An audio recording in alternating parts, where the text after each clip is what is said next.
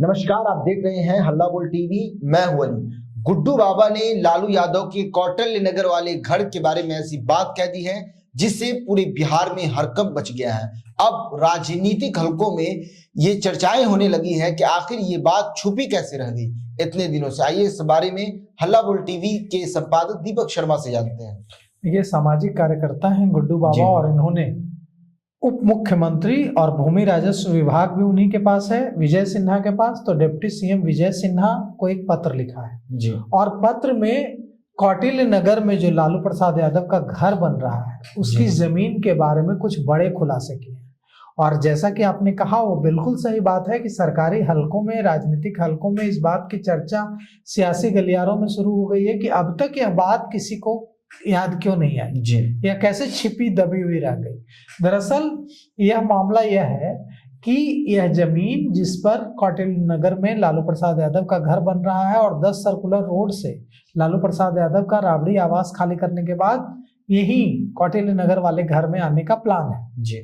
क्योंकि महुआ बाग वाला बंगला अभी बनकर तैयार नहीं हुआ, तो वो लोग कौटिल्य नगर वाले घर में ही आएंगे।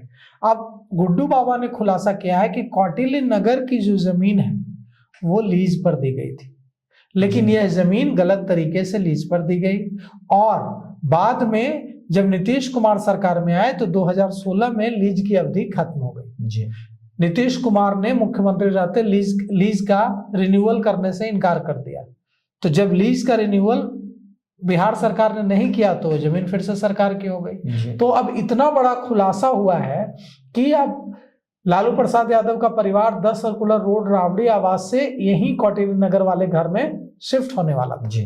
लेकिन अब लालू प्रसाद यादव के इस घर पर मुश्किल खड़ी होती दिख रही है क्योंकि पहले से लैंड फॉर जॉब चल रहा है, IRCTC घोटाला चल रहा है। अब लालू प्रसाद यादव, राबड़ी देवी, तेजस्वी यादव और उनके परिजनों पर नए साल में एक और मुश्किल खड़ी होती दिख रही है। सामाजिक कार्यकर्ता हैं गुड्डू बाबा। गुड्डू बाबा ने कौटिल्य नगर की जमीन के बारे में बड़ा खुलासा किया है कि यह जमीन लीज पर दी गई थी, सरकारी जमीन है ये लीज पर दी गई थी। और अब उन्होंने डिप्टी सीएम भूमि राजस्व मंत्री विजय सिन्हा को पत्र लिखा है और पत्र लिखकर बताया है कि ये जो कौटिल्य नगर वाला आवास है इसकी जमीन तो लीज पर दी गई है, जिसका रिन्यूअल 2016 में करने से इनकार कर दिया नीतीश कुमार ने। तो अब तो वो जमीन अवैध हो गई, वो जमीन तो अब सरकार की है। तो उन्होंने लिखा है कि कौटिल्य नगर में सिर्फ लालू प्रसाद यादव को नहीं, अन्य नेताओं को भी लीज पर जमीन दी गई थी जी।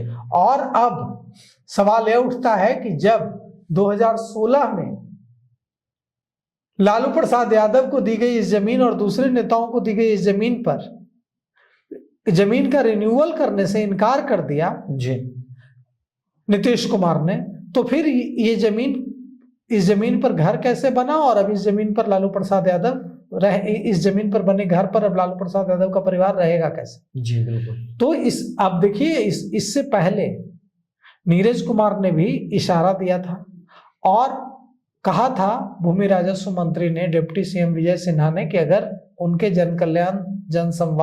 भूमि जन कल्याण जनसंवाद में ऐसा कोई आवेदन आता है तो वे इस पर जरूर जांच कराएंगे और जो संबंधित जो कानूनी रूप से उचित कार्रवाई होगी वो संबंधित लोगों के खिलाफ की जाएगी। तो ऐसे में अब तो आवेदन भी चला गया, गुड्डू बाबा ने लिख दिया, सामाजिक कार्यकर्ता हैं।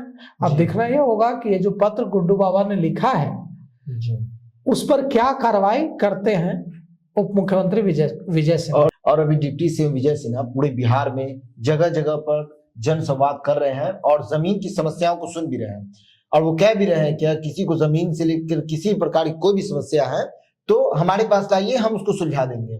तो इस बीच जब पत्र लिखा गया है डिप्टी सीएम विजय सिन्हा को तो इस पर एक्शन जरूर होगा।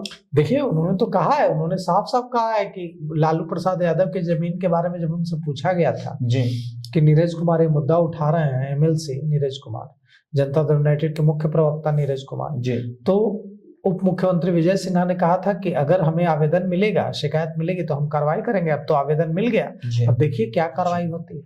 तो सुना आपने किस तरह से गुड्डू बाबा ने विजय कुमार सिन्हा को पत्र लिख दिया है। अब देखना यह है कि लालू यादव के कौटिल्य नगर स्थित जो आवास है, क्या उस जमीन को लेकर डिप्टी सीएम विजय सिन्हा कार्रवाई करते हैं?